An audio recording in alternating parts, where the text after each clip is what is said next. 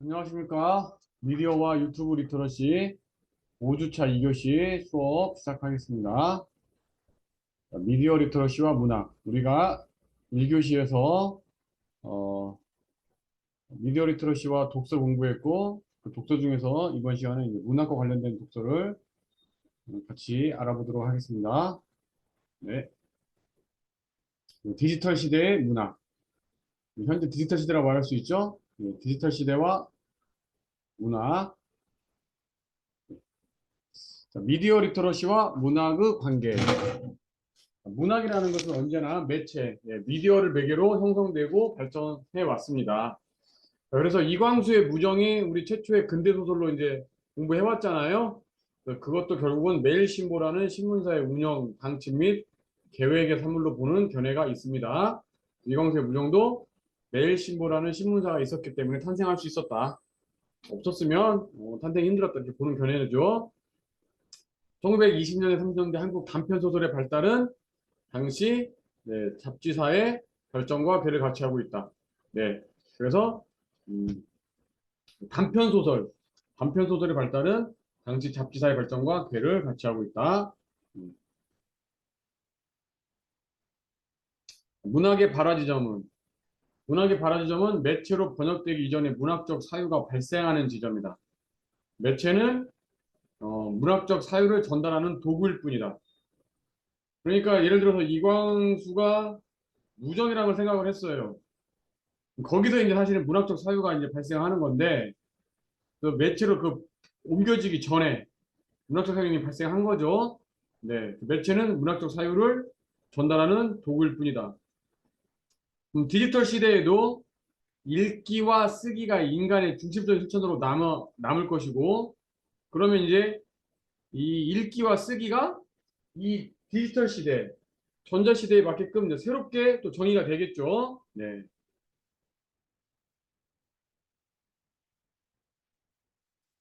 또 디지털 시대의 문학의 역할은 무엇인가? 기술 발전을 인간의 향상으로 선전하고 매진하며 인간과 기술의 우호적인 미래를 설계할 때 문학은 이러한 세계에 대한 의문을 제기하고 성찰적 비판을 제기할 수 있는 보루가 되어야 한다. 이 기술이 날로날로 발전하고 그 발전은 인간의 향상, 우리 인간의 삶을 풍요롭게 한다. 인간은 늘 그래서 뭐 편하다, 행복하다라고 선전하고 또 인간과 기술의 우호적인 미래를 설계할 때 인간과 기술이 어, 잘 조화를 이루어서 산다. 미래를 펼쳐 나간다라고 설계할 때 문학은 이러한 세계에 대해서 의문을 제기하고 또 성찰적 비판을 제기할 수 있어야 한다. 자, 미디어를 성찰하고 제어하는 비판적 견제의 역할을 담당하기 위해서라도 문학은 디지털 매체를 배우고 그것을 새로운 생산과 수용의 도구로 삼아야 한다. 자, 무슨 얘기예요? 자, 그래서 이제 과거에 손으로 그 소설을 아니 글을 썼던 분들 컴퓨터를 활용하지 않고 손으로 직접 원고지에 썼던 분들, 그러니까 이 컴퓨터라는 또 뭐 워드라는 이런 것을 약간 이제 받아들이지 못하거나 혹은 거부하거나 뭐 그랬던 적이 있죠. 네. 어, 그런데 이제 그게 사실은 뭐 처음에는 일견 타당해 보였지만 시간이 많이 흐른 후에는 뭐 큰 의미가 없어 보였죠. 현재도 마찬가지죠. 현재도 새로운 미디어가 나오고 새로운 전자시대가 되었어요. 그래서 우리가 어, 그런 새로운 미디어나 전자를 거부할 수도 있겠지만 우리가 결국은 지금은 다 컴퓨터로 글을 쓰는 것처럼 우리가 결국은 그 미디어와 어떤 전자시대, 디지털 기기 이런 것들을 완전히 거부할 수는 없고 따로 살 수가 없다는 얘기죠. 그러니까 이제 우리가 그런 것들을 비판적으로 어, 바라보는 역할을 우리가 담당하기 위해서라도 문학은 또 디지털 매체를 배우고 그것을 새로운 생산과 수용의 도구로 삼아야 한다는 거죠. 아예 별개로 떨어져 가지고 거부해서는 의미가 없다. 디지털 시대에 맞는 또 문학을 또 펼쳐 나가야 된다. 이런 거죠. 네. 디지털 시대의 문학의 역할은 자, 매체에 의해 현실이 재구성되는 원격 기술의 시대에 매체 바깥의 초월적 공간에서 영상 매체를 비롯한 다양한 매체를 비판할 수는 없다. 그렇죠? 멀리 동떨어져서 비판만 할 수는 없다. 이제 매체 안의 관점에서 매체에 직접 참여하여 매체가 촉발하고 있는 변화를 체험하고 그 변화의 일부가 되어야 된다. 사회 전 영역을 지배하고 있는 존재 양식으로서의 디지털 매체를 사유하면서 체험하지 못하는 사유하면서 체험하지 못하는 한 다가올 변화의 미래에 속할 수 없게 된다. 좀 문장이 이상하긴 한데요. 그러니까 사회전 영역을 지배하고 있는 존재 양식 디지털 매체를 사유하지 않아. 또 체험하지 않아. 그런 상태에서는 다가올 변화의 미래에 우리가 속할 수 없게 된다. 다가오는 변화에 뒤처질 수밖에 없다. 이런 말이 되는 거죠. 그래서 이거 뒤로 갔네요. 예. 그래서 존재하고 있는 것이 무엇인지를 사유하면서 체험하지 못하는 한 우리는 결코 장차 존재하게 될 것에 속하지 못하게 될 것이다. 자, 하이데거가 이런 말을 했어요. 네. 다시 한번 읽어보면 존재하고 있는 것이 무엇인지를 사유하지 못하면서 체험하지 못하는 한 우리는 미래에 속할 수 없게 된다는 거죠. 결국은 우리가 디지털 시대에서 디지털이라는 게 존재하고 있고 근데 그것이 무엇인지를 사유해야 되고 또 체험해야 된다는 거죠. 그걸 디지털 시대를 사유하지 못하고 체험하지 못한다면 우리는 디지털 세대에 속하지 못하게 될 것이다. 결국은 살아남지 못하게 될 것이다. 이렇게 되는 거죠. 그래서 변하지 않기 위해서 우리는 변해야 되고 그 매체란 새로운 사유의 하나의 방식이 되는 거죠. 그런 의미에서 우리가 이제 미디어 리터러시라는 것이 의미가 있게 되는 거죠. 네. 단순히 책을 읽는 리터러시에서 끝나지 않고 이제 미디어 리터러시까지 나아갈 수 있다는 얘기죠. 미디어 리터러시와 문학은 상호 보완적인 관계. 미디어 리터러시를 문학의 새로운 능력으로 활용하고 또 문학을 미디어 리터러시를 확장할 수 있는 하나의 길잡이로 삼을 수 있어야 된다. 서로 이제 상호 보완적인 관계로서 우리가 활용해야 된다라는 겁니다. 어, 그러니까 네, 이 정말 중요한 얘기죠. 그래서 우리가 인쇄 매체에서만 펼쳐지는 어떤 문학 장르만을 향유해서는 이제 미디어 리터러시를 향상시킬 수 없다라는 거고 또 이제 미디어 리터러시만 봐서는 또 미디어 리터러시 자체만으로는 미디어 리터러시만 향유해서는 미디어 리터러시 자체를 그 역량을 향상시킬 수 없다라는 거죠. 우리가 인쇄 매체에서 계속 향유되고 있는 문학이라는 것을 또 우리가 계속해서 또 보고 읽고 또 향유해야지만 미디어 리터러시 능력 자체도 우리가 향상시킬 수 있다라는 거죠. 서로 상호 보완적인 관계라는 거죠. 그래서 이제 그런 상호 보완적인 관계고 결국은 이제 혹시 우리가 그런 상호 보완적으로 발전해 나간 이후에 좀 문학이라는 장르, 인쇄 매체도 펼쳐지는 문학이라는 장르를 좀 소홀히 하더라도 우리가 미디어 리터러시 상에서 미디어 리터러시 자체를 또 향유하고 또 미디어 리터러시 위에 있는 문학 장르를 계속해서 또 향유할 때 우리가 음, 미디어 리터러시 능력 자체를 그 역량을 증가시킬 수 있고 우리가 이제 소외당하지 않을 수 있다. 뭐 이런 얘기입니다. 네. 미디어 리터러시와 문학의 관계. 최근 문학은 디지털 기술을 어떻게 인간에 대한 사유와 성찰의 도구로 활용할 것인가에 대해서 고민하고 있습니다. 예, 이 디지털 기술을. 그래서 이런 연장선상에 미디어 리터러시가 있다는 거예요. 예술의 혁신은 그 내용이나 형식에 의해서가 아니라 기술에 의해서 이루어진다. 베냐민이 이런 말을 했고요. 문학은 새로운 미디어를 능수능란하게 다루어 예술적, 문화적으로 승화시키려고 노력하고 있다. 네. 그래서 어, 우리 이광수의 무정이 나왔을 때도 마찬가지예요.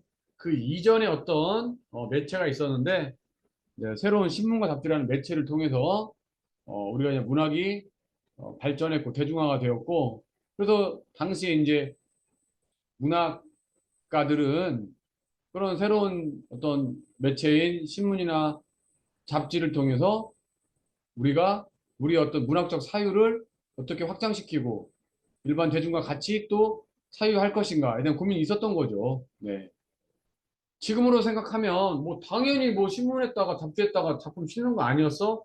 라고 생각할 수 있겠지만 당시로서는 또 그러지 않았다라는 거예요. 그래서 우리가 한 뭐 15년 전, 20년 전 이렇게 이제 블로그에 글 쓰고 네. 뭐 당시에 그래서 또 유명한 황석영이랄지 네, 이런 작가들이 실제 우리가 인터넷상에서 블로그에 또 소설을 연재했었잖아요. 그런 거예요. 지금은 그래서 누구나 블로그에 소설을 연재하는 것이 뭐 큰 어려움이 없어 보이고 거부 반응이 없지만 그런 것들이 새롭게 나타났을 때 작가들은 많이 혼동했던 거죠. 네. 네, 그런 부분에서 이제 황성영 작가가 상당히 뭐 뛰어난 부분이 있다 이렇게 볼 수 있는 거죠. 네. 문학은 새로운 미디어를 능수능란하게 다루어 예술적 문화적으로 승화시키려고 노력하고 있다. 현재 문학은 형식과 내용 면에서 디지털 기술과 같이 걷고 있다. 네. 미디어 리터러시의 목표는 결국 표현이거든요. 그래서 독자를 작가로 만드는 것이야말로 문학의 유토피아이다. 우리가 단순히 그냥 읽고 끝나는 게 아니라는 거죠. 읽고 나도 한번 써봐? 그래서 독자를 작가로 만드는 것이야말로 문학의 유토피아이다. 바르트르가 이런 말을 했는데 사실은 그래서 과거보다 이 디지털 다매체 환경이 대중들을 작가로 만드는 그 이상을 예, 바르트르가 말한 그 대중들을 작가로 만드는 그 이상을 실현하기에 그 어느 때보다도 이상적인 환경을 제공하고 있어요. 네. 웹소설, 웹툰, 블로그에 또 연재소설 쓰기 이런 게 있는 거죠. 네. 그래서 과거 제가 이제 대학원 다니고 한 10여 년 전만 해도 우리가 웹소설, 웹툰, 또 블로그 연재된 소설 이런 것들을 비평한다는 것 자체가 불가능했어요. 네, 뭐 그런 거 하면은 뭐 교수님한테 뭐 엄청 깨갱이죠. 혼나는 거죠. 지금은 근데 그렇지 않잖아요. 지금은 웹소설, 웹툰 이런 거에 대한 논문이 활발하게 지금 네, 나오고 있습니다. 네. 그래서 사실은 그 누구나 작가가 될 수 있는 시대가 된 거죠. 네. 그런 것들이 이제 이 진짜 정말 미디어 리터러시의 역량이 뭐 극대화된 하나의 사례다. 이렇게 볼 수가 있는 거죠. 네. 그래서 저 뒤에서도 살펴보겠지만 김동식이라는 소설가가 또 탄생하게 된 그런 배경이 이 미디어 리터러시 이런 거와도 관련이 있다고 볼 수 있는 거죠. 네. 자, 디지털 시대의 독자의 모습. 자, 독자들의 문학 읽기 방식이 다르죠. 네. 디지털이라는 가상의 공간에서 자유로운 경로 이동을 통해서 하이퍼 텍스트를 구현하고 네, 매체 활용 능력을 가진 독자들이 더 이상 수동적으로 텍스트를 읽는 데 만족하지 않고 다양한 매체를 아우르는 뛰어난 수집 능력과 통찰력으로 제2, 제3의 융합 텍스트를 또 만들어내고 있어요. 네. 독자가 새로운 배급자이자 유통 주체로 기능하고 있어요. 복제, 재창작, 또 퍼나르기를 통해 독자는 문학의 대상이 아니라 오히려 유통의 주체로 좀 거듭나고 있다. 네. 그래서 요게 이제 우리가 뒤에서 뭐 유튜브 리터러시 또 공부하겠지만 결국은 단순히 우리가 유튜브라는 것을 보고 그냥 즐기는 데 끝나지 않고 복제하고 재창작해서 우리가 새로운 또 유튜브 크리에이터가 되는 겁니다. 그래서 생산과 유통의 새로운 주체로 이제 거듭나게 되는 거죠. 네. 우리 문학 장르에서도 지금 그런 현상이 일어나고 있다는 거예요. 디지털 시대의 문학은 독자들의 새로운 읽기와 쓰기에 의해 재생되고 또 변화될 것이다. 자, 많은 역기능을 감수하고라도 대중의 자발적 역량을 발현시켜 독자를 예술의 생산재가 되게 하는 것. 그 이상에 다가가기 위해서는 디지털 리터러시를 문학 창작의 도구로 삼을 수 있는 문학 교육이 필요하다는 겁니다. 네. 그리고 사실은 저도 어떻게 보면은 좀 그런 부분으로 나아가고 있다고 보는 거죠. 네. 단순히 그냥 과거의 어떤 전통적인 문학 교육, 또 문학 창작 거기서 머무르지 않고 미디어 리터러시를 통해서 나의 어떤 문학적인 능력을 향상시키고 또 문학적인 능력을 또 연마하면서 또 디지털 리터러시, 미디어 리터러시를 또 향상시키고 서로 상호 보완적으로 되는 거죠. 네.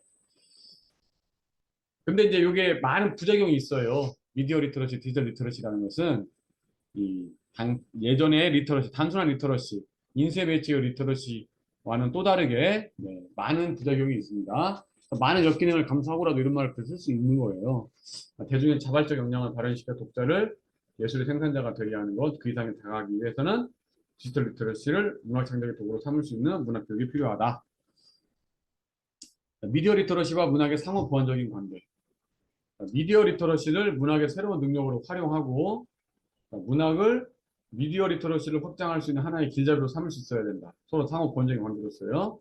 디지털 리터러시가 기반이 되어야 디지털 공간에서의 문학 형식에 대한 실험과 모색이 가능하게 될 것이고 또 반대로 문학작품 읽기 활동을 통해 디지털 리터러시의 기본 능력을 또 배양할 수 있다는 거죠. 네.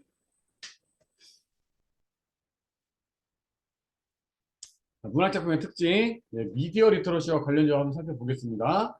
자, 문자 언어를 통한 읽기와 쓰기 활동의 기본이 문학작품 읽기라고 말할 수 있죠. 미디어 리터러시 용어에서 요구되는 또한 창의성을 또 개발할 수 있습니다. 문학작품을 읽으면서 상상력을 자극, 개발할 수 있다. 자, 그래서 실제 많은 글을 쓰는 사람들이 이제 내가 글을 써야겠다 하면서 글을 쓰는 게 아니라 읽기 활동을 통해서 자꾸 아이디어나 어떤 좋은 생각들이 떠오르게 되면 그걸 메모를 해놓는 거예요. 그래서 그 메모가 모이고 모여서 기획 단계에 들어가게 되고 이제 글을 쓰게 되는 거죠. 그래서 가만히 있는 단계에서 그냥 가만히 있는데 이제 글을 써야겠다 해서 글을 쓰는 게 아니라 그래서 문학 작품을 읽으면서 상상력을 막 자극하는 거죠. 그래서 아이템이 자꾸 떠오르는 거죠. 아이디어가. 자, 미디어를 기반으로 한 문학 작품이 다수 생산, 유통되고 있다. 그렇죠? 웹소설, 웹툰, 블로그 소설, 전자책, 오디오북, 또 팟캐스트 문학 코너 이런 것들이 상당히 많아요. 거기서 문학 작품들이 다수 생산되고 또 유통되고 있다. 자, 그래서 제가 이제 여러분들에게 문학 작품 읽기의 실제 저는 여러분에게 다음을 권해드립니다. 자, 첫 번째 문학과 두 번째 인문학이 있어요. 자, 그러면 이제 어떻게 문학 작품을 읽을 것인가? 문학에 대한 거부감, 두려움을 없애는 것이 이제 우선시 되어야 됩니다. 그래서 이제 문학 작품을 읽는 것이 어떤 특별한 사람들만 문학 작품을 읽는다 이렇게 생각하는 경향이 또 있어요, 실제로. 전혀 그렇지 않다라는 거예요. 그냥 뭐 문학 작품 읽는 것이 신문 읽는 거와 똑같고 유튜브 보는 거랑 똑같은 거예요. 어떤 사람들은 막 이렇게까지 약간 비아냥? 또 부정적으로 보는 사람도 있어요. 야, 너 소설책 읽니? 야, 요즘 나 책을 다 읽네? 이렇게 하는 사람이 있어요. 그런 거는 100% 잘못된 거니까, 그렇게 해서도 안 되고, 혹시나 주위에 그런 사람이 있다면, 오히려 거꾸로 우리가 충고를 해줘야 되는 거죠. 뭐 책을 읽는 게 전혀 잘못된 게 아니죠. 우리가 뭐 이렇게 선거철에 투표를 하러 가면, 너 요즘 뭐 투표도 하니?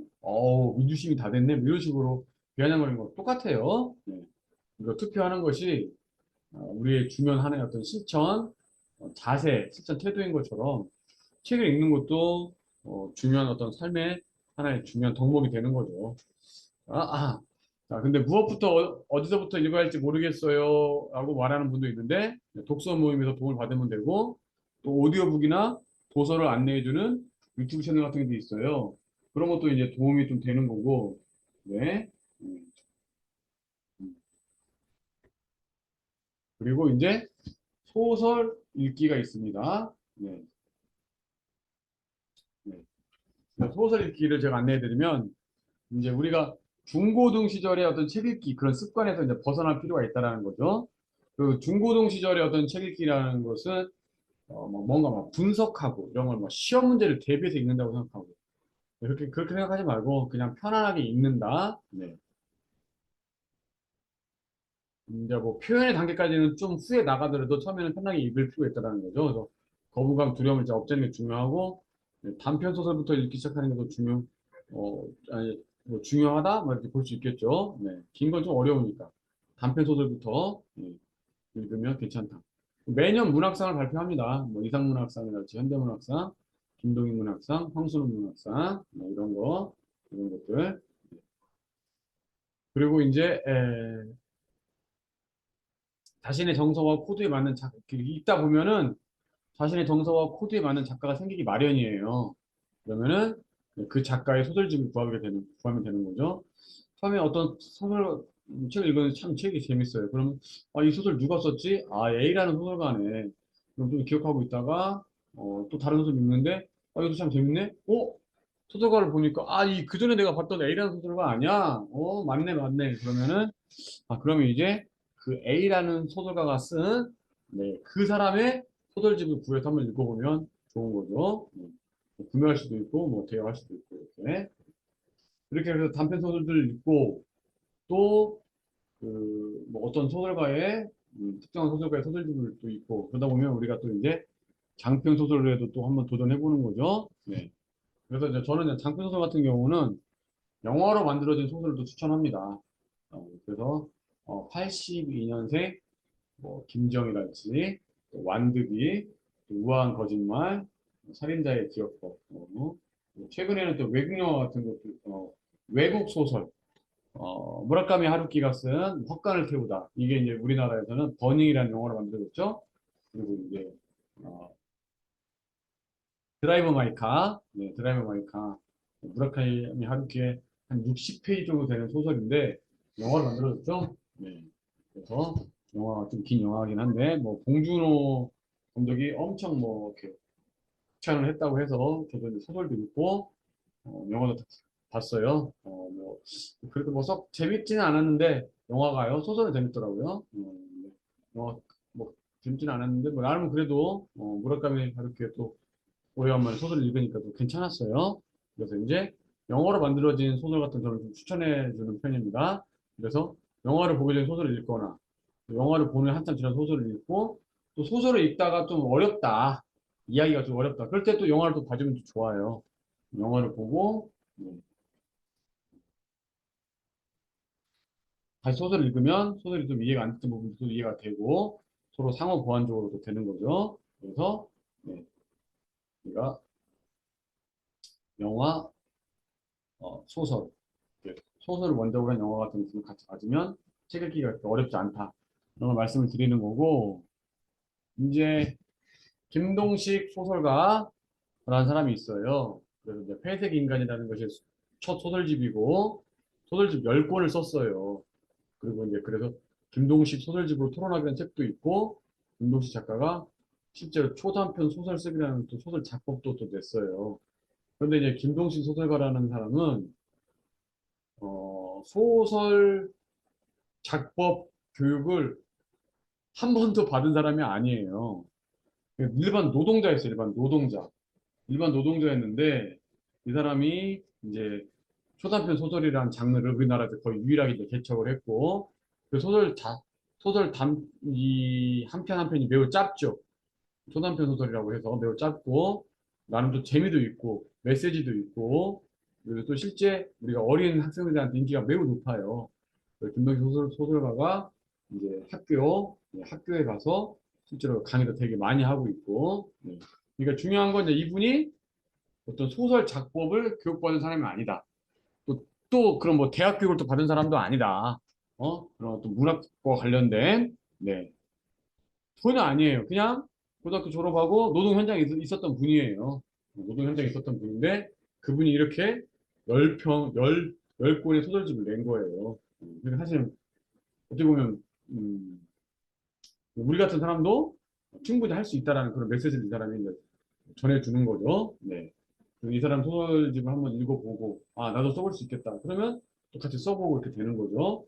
저는 이제 개인적으로 소설 같은 걸 전혀 읽지 않는 분에게는 이 김동식 소설가의 소설을 추천해 드리는 편입니다. 네. 문학 장르 해서 이 정도까지만 할게요. 네, 인문학은 뭐 생략하겠습니다. 이 정도까지 해서 이렇게 말씀을 드릴게요. 네. 그래서 조금 뭐, 네, 정리를 한번 해보자면은 우리 이제 이 미디어 리터러시와 문학이 서로 이제 상호 보완적인 관계를 가지고 있고, 이 미디어 리터러시, 이 미디어 시대, 다매체 시대, 전자 시대, 어, 문학이 충분히 미디어 리터러시를 향상시킬 수 있는 하나의 중요한 수단이 되고, 또 미디어 리터러시를 또 향상시킴으로 해서 우리가 또 문학을 또 향유할 수 있는 능력을 또 기를 수 있다. 서로 상호 보완적인 관계에 있다. 그래서 우리가 문학 작품을 또 독서할 필요도 있다. 독서를 함으로 해서 미디어 리터러시 능력 자체를 향상시킬 수 있다. 이 정도로 이해하시면 될 것 같습니다. 그럼 이렇게 해서 2교시 수업을 마치도록 할게요.